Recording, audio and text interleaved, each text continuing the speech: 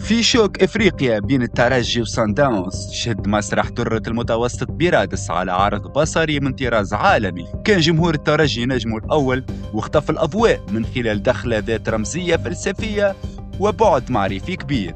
اللوحة تتقرأ كمنظومة كاملة، كل عنصر فيها مربوط بالآخر ويخدم فكرة عالم تتحكم فيه قوى خفية، وين الحقيقة تتصنع والعدالة تفقد توازنها. في الجهة اليسار الراجل اللي يقرأ في الجريدة يرمز للإنسان اللي يستهلك رواية جاهزة، خاصة مع عناوين الحروب والإرهاب اللي تعكس خطاب إعلامي موجه، لكن العمق الحقيقي يظهر في الخلفية. إيحاءات غرفة الإعدام تعطي معنى الحقيقة ما عادش تناقش، بل يحكم عليها مسبقا ويتم إعدامها قبل ما توصل للناس. وزيد العين الصغيرة اللي وراء القارئ تجسد رقابة خفية، سلطة غير مرئية تتحكم في السرد وتوجه الإدراك، وكأن حتى الوعي الفردي ولا خاضع لمنظومة أكبر منه.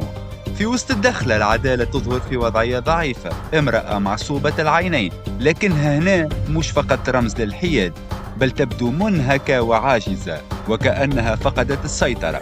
الميزان في يدها مختل، ووجود كرة في كفة ولا شيء في كفة أخرى يحمل رسالة واضحة، هي أنه حتى الرياضة اللي مفروض تكون مجال للإنصاف ولات خاضعة لموازين قوة وتأثيرات خارجية. النار اللي تحيط بها تعكس عالم يحترق بالصراعات والتوتر، وتزيد تعمق الإحساس إنه العدالة محاصرة وسط فوضى ما تنجمش تتحكم فيها. على اليمين المشهد يكمل الفكرة وما يعارضهاش، عبارة stand firm تظهر كدعوة للصمود، لكن مش صمود ساذج بل وعي بالواقع. الشخصية العسكرية هنا مهمة برشا، خاصة وأنها لابسة كشكول الأحمر والأصفر وهما ألوان الفريق، وهو تفصيل يعطي بعد إضافي إنه القوة مش ديما خارج المشهد، بل يمكن تكون جزء من نفس المنظومة حتى وهي تنتمي للجماهير. الجندي اللي قاعد يقرأ في الكتاب يجمع بين السلطة والمعرفة ويطرح سؤال عميق: هل المعرفة حرة فعلا ولا ولات موجهة؟